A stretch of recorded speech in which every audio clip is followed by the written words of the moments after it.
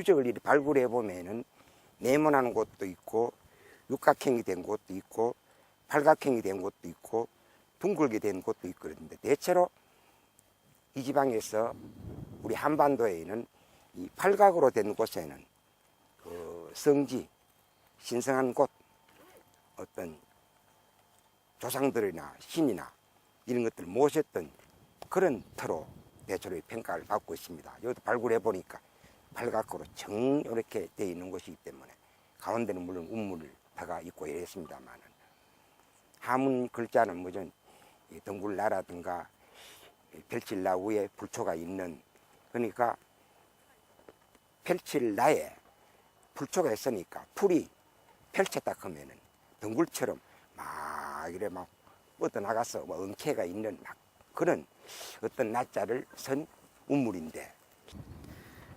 옛날에 신라시대에 6마을 총장들이 모여 왕을 정하고 수도를 정하고자 결정하는데 가는 뒤 높은 곳에 올라갔습니다.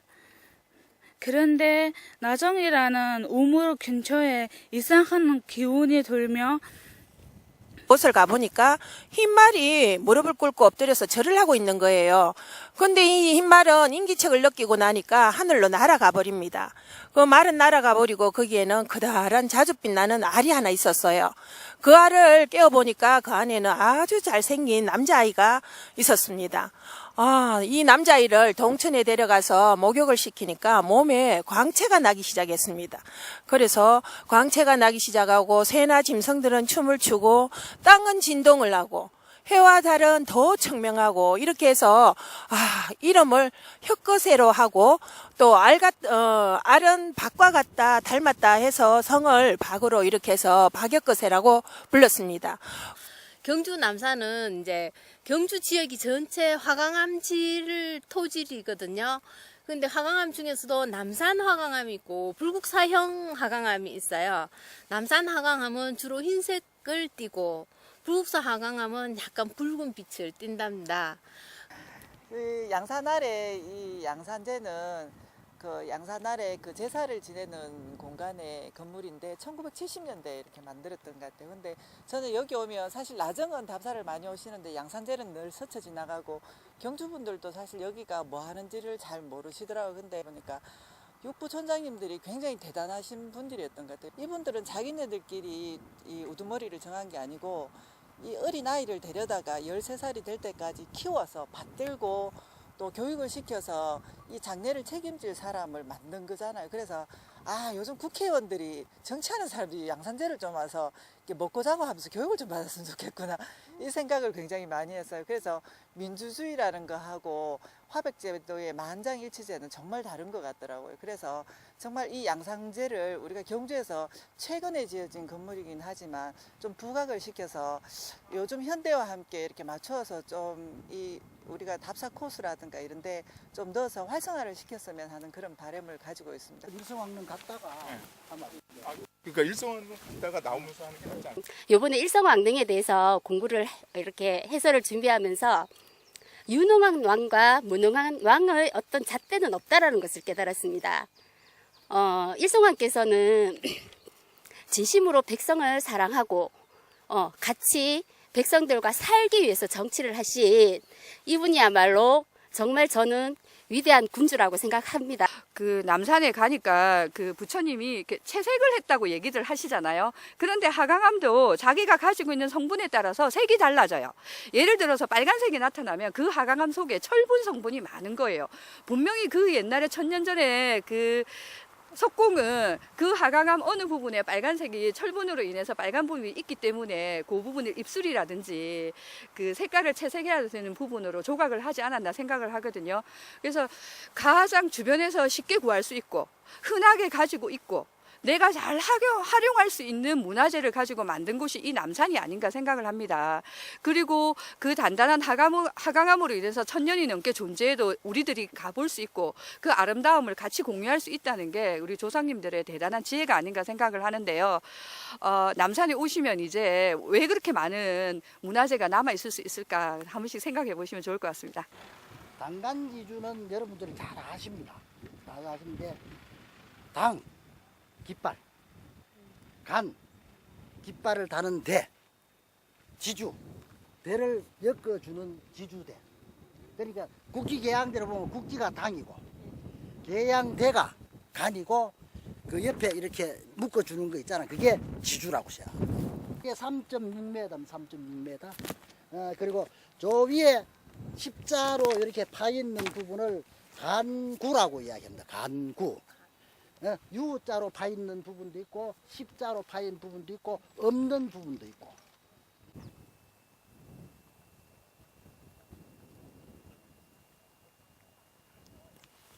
아 그래요? 아니 저는 괜찮습니다. 이쪽은 이제 삼국 유사에 의하면 남산수록에 궁궐을 짓고 성스러운 두 아이를 받들어 길렀다. 이런 기록이 있고요. 그래서 거기가 상림사, 현재 창림사이다. 이런 기록이 있습니다. 그래서 여기를 최초의 궁궐터로 보죠. 그래서 아령 부인과 박역 거세를 13세까지 받들어 길러서 저 왕으로 추대했던 최초의 궁궐터에 보시면 특징이 어때요? 팔이 많죠? 몇 개인가요? 8개가 아닌가요? 8개죠? 6개로 나타나기도 하고 8개로 나타나기도 합니다. 그죠? 그래서 삼면팔비다, 삼면육비다 이렇게 얘기를 하거든요. 근데 여기 보시면 8개가 나타나고요. 이 상은 무슨 상인가요? 예, 너무 잘 알고 계시죠? 아수라상인데, 이 친구는 특징이 뭐냐 하면, 이 상은 누구예요? 제가 뭐라 그랬어요? 건달파, 그죠? 건달파. 그런데 이 친구는 특징이 머리에 사자의 탈을 쓰고 있어요. 그리고 이 친구는 향기만 먹고 산대요. 그리고 음악의 신입니다. 향기만 먹고 산다. 음악의 신이고요. 약간의 율동이 느껴지죠. 이 상 중에 보시면 그죠? 전체로 그죠? 약간 율동이 느껴지는 그런 상인데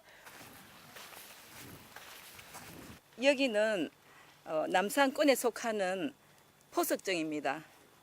신라 천년의 역사와 문화를 가장 압축적으로 보여주는 남산의 시작점인 나정이 신라 천년의 시조 박역거세가 탄생한 곳이라면은 포석정은 신라의 종말을 상징적으로 보여줍니다. 경예왕 4년 927년에 왕이 견훤의 습격을 받아가지고 최후를 마친 곳으로 알려져 있습니다. 신라 역사의 시작과 끝이 고스란히 담겨 있는 노천박물관의 일부분입니다. 자, 우리 포석에 오시게 되면 그 포석이라는 말이 뭐 한문으로 여러 가지가 있는데 여기 있는 이 돌을 보고 이제 우리가 돌의 화강암이 60세조각으로 만들어진 수로가 있어요. 이 수로가 있는데 저 위에 계곡에서 물을 끌고 와서 물이 떨어지면 한 바퀴 돌아서 반대편으로 나가게 되는 이 수로가 있는데 이 모양이 구불구불하게 생긴 이 모양이 전복의 등껍질 모양이라고 해서 우리가 전복포자를 써서 포석이라는 게 있는데 그 포석이라는 말은 우리가 근래에 만든 게 아니고요. 이 주변을 발굴했을 때 저 뒤쪽에서 그 사당 정도 크기의 어떤 주춧돌이 발굴이 됐는데 그 건물은 퇴락해서 썩어서 없어졌지만 거기에서 나온 기와 조각 속에 포석이라고 적힌 어떤 기와가 나왔어요. 그래서 그걸 보고 우리가 지금 포석이라고 부르는데 이 포석이라는 것 그 수로가 바로 흐르는 물을 끌고 와서 흘러서 한 바퀴 돌아서 나가는데 그 물 위에 술잔을 띄워서 그 잔이 빙글빙글 돌면서 내 앞에 와서 한 바퀴 돌아 나가서 흘러나게끔 하는 이것인데 이곳에서 흐르는 물 위에 잔을 띄우고 시회를 펼치는 걸 우리가 유상곡수연이라고 합니다. 자, 지마왕 이사금의 사랑 이야기는 이렇게 시작됩니다. 자, 아버지인 파사 이사금이 유찬 연못가에 사냥을 가게 됩니다. 거기에 지마가 따라가게 되는데요. 그 사냥을 마치고 돌아오다가 한 집을 지나가게 되었을 때 이찬 권루가 잔치를 베풀어 주게 됩니다. 이 잔치가 한참 무르익었을 때 부인이 아름다운 딸을 데리고 나와서 춤을 추었다고 합니다. 그때 또 이찬 마제의 부인도 딸을 데리고 나왔는데 지마가 이 마제의 딸을 좋아해서 비로 삼게 됩니다. 이 신라 초기 경주 주변에는 사도국처럼 수많은 작은 나라들이 있었다고 합니다. 자, 이 신라는 신라와 세력이 같은 또는 작은 나라들은 신라가 좀 더 복속을 했고요. 신라가 대등하거나 또는 더 세력이 큰 나라들과 신라는 많은 전쟁을 하게 되고 또 그러한 신라가 나중에 힘을 키우고 영토를 확장한 것은 그 주변 나라들과 싸운 수많은 싸움에서 승리를 했기 때문인데요. 이렇게 2000여 년 전 수많은 전쟁을 한 신라의 백성들은 그 삶이 얼마나 힘들었을지를 생각하면서 현재 우리가 비록 북한이 대치하고 있지만 행복한 삶을 살고 있어서 정말 행복하다고 생각하는 시간이었고요. 경랑의 국제 정세 속에서 슬기롭게 헤쳐나간 행복한 군주 제6대 지마 이사금입니다. 여러분들 오늘 걸으시면서 어떤 느낌 받으셨어요? 힐링 되셨나요? 예, 좀 전에 오면서도 웃자고 얘기도 했는데 저 하얀 꽃 저 멀리 보이시나요? 향기 맡아보셨어요? 예, 저 길을 걸으실 때 어떻게 걸으셨나요? 예, 탱자 걸어오셨죠? 다른 게 힐링이 아니고 우리가 뭔가를 봤을 때 그 느낌과 함께 같이 움직일 때만이 그게 바로 우리가 감동을 가지고 공감을 하면서 걷는 그 자체가 힐링이고 마음의 편안을 얻는 것 같습니다. 여기 지금 태진지를 왔는데요. 산는 길을 가면서 유일하게 보면 물가 가까이서 볼 수 있고 그리고 많은 식물들이 살고 있어요. 물속에 살고 있는 식물들이라서 수생식물이라고 합니다. 이 남산은 우리 그 시리아 때 이 산 골짜기마다 많은 사자를 지었어요. 그리고 바위마다 많은 불상을 새기고 그 수많은 탑을 만들었어요. 그 유산들이 지금도 산적에 남아있고 여기 부처님도 남아있잖아요. 그래서 2000년도 세계 문화유산에 등재됐습니다. 이 남산 전체가 남산지구로. 이 불상도 잘 보시면은 세계 문화유산입니다. 그죠? 문화유산 이전에 보물로도 지정되어 있잖아요. 63호로 되어 있죠. 그러니까 이 불상들은 계속 이렇게 서 있었나? 그렇지 않고 요 벽에 한 20m 전에 누워 있었어요. 그래 일제 강점기 때 일본 사람 손에 얘가 우리가 이렇게 볼 수 있도록 이렇게 설계해지는 겁니다.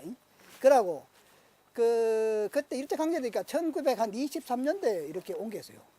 그러고 90년대 전반을 해가 이 보호각을 설치하게 됩니다. 그럼 여기가 국립공원이죠. 국립공원인데 우리나라의 국립공원은 21개 있습니다. 1967년도에 지리산 국립공원이 제1호고요.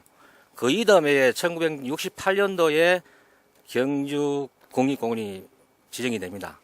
8개 지구가 있는데 그 가운데 하나가 남산인데 국립공원에는 기대동이라 해가지고 그 지역의 어떤 그 동식물을 대표하는 그런 식물 한 가지, 동물 한 가지 있습니다. 그래서 경주 국립공원에는 식물은 소나무고 동물은 원앙입니다. 지금 여기 오신 곳은 우리가 이제 삼릉이라고 이렇게 오셨는데요. 여기 남산에는 골짜기 붙여진 게 한 50여 골짜기가 있습니다. 근데 예전에는 이 골짜기 이름을 냉골이라고 불렀습니다. 한여름에도 시원한 바람이 분다 그래서 찰냉자 써서 냉골이라고 불렀는데 요즘에는 대부분 다 뭐라고 부르냐면 삼릉골이라고 이렇게 부르거든요. 그래서 지금 여기 보시면 소나무가 어떻게 돼 있어요? 구불구불하게 이렇게 돼 있잖아요. 이 소나무는 안강송이라고 합니다. 그래서 이렇게 천박한 땅에서 자랄 수 있는 소나무거든요.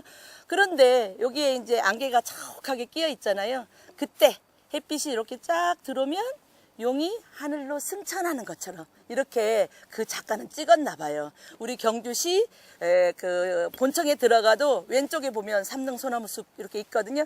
그래서 그때부터 이 삼릉소나무가 유명해지면서 지금은 냉골이라고는 거의 부르지 않습니다. 삼릉계곡이라고 삼릉골이라고 이렇게 지금 부르게 된 계기가 있다. 그래서 여기 삼릉이 지정된 거는 조선 영조 때 1730년대에 지정이 되었어요. 근데 박씨왕이거든요. 18대 아달라왕, 54대 신덕왕, 53대 신덕왕, 54대 경명왕 이렇게 돼 있어요. 듣기만 해도 엄청난 차이죠. 700~800년의 차이가 나는 그 뛰어난 그 세월을 같이 이렇게 지정을 했답니다. 지금 신덕왕은요, 김씨에서 박씨로 넘어왔거든요. 근데 신덕왕 앞대는 누구냐면은 52대 효공왕이에요. 그리고 박씨로 넘어올 때 신덕왕은 효공왕의 손이 처남이 됩니다. 그리고 장인은 누구냐 하면은 그 흥강왕이요. 그 포석증 얘기할 때 49대 흥강왕 얘기 많이 하죠. 그분이 장인이 되시거든요. 그래서 이 왕의 성씨가 바뀔 때는 뭐 사위라든지 아니면은 또 뭐 양아들이라든지 그 초기에도 그렇잖아요. 그런 식으로 이렇게 이제 연결이 되고요. 그리고 또 그 경명왕, 저 뒤에 있는 경명왕은 신덕왕의 태자가 되고요. 그리고 이제 마지막으로 가는 경혜왕은 신덕왕의 둘째 아들이 된답니다. 오늘은 이렇게 좋은 사람들하고 한국 와서 경주에 이런 좋은 힐링을 할 수 있다는 그 생각도 가는 적이 없는데 꿈도 꾼 적 없거든요. 그래서 정말 기쁘고 기분이 정말 좋았어요. 그리고 신라와 경주에 대한 이제 옛날 그 역사랑 그 합해서 이렇게 다니다 보고 정말 눈으로 이렇게 보니까 정말 좋았어요. 이 전도를 이렇게 한국 사람들 이 전도의 역사를 가지고 이 전도를 보호하고 있을 거라고 생각은 한 적 없었거든요. 근데 물론 이제 저는 몽골에서 왔지만 몽골도 역사 이것처럼 이렇게 보호하지 아직 못했어요. 그래서 정말 이거를 이렇게 우리가 가지고 있고 앞으로 또 많은 사람들 앞으로 또 우리들이 알아가야 될 역사잖아요. 우리가 지금 살아있고 우리가 이렇게 있을 수 있는 이유가 옛날 시대부터 이렇게 왔기 때문에 우리도 지금 이렇게 대원하고 살고 있다는 거를 지금 사람들도 젊은 사람들 다 알고 다들 열심히 또 자랑하면서 서로를 존대하면서 살았으면 좋겠어요. 그리고 오늘 들어주신 말씀도 다 감사합니다. 너무 좋았습니다. 감사합니다.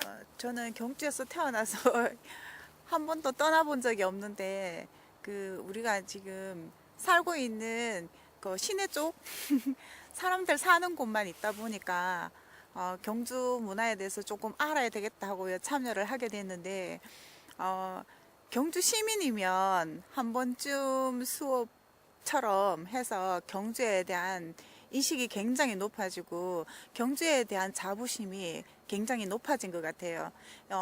말로만 듣는 노천박물관이라는 이 남산 이곳에서 많은 것을 배우고 역사적인 의미를 다시 한번 되새겨 볼 수 있는 시간이 됐습니다. 감사합니다.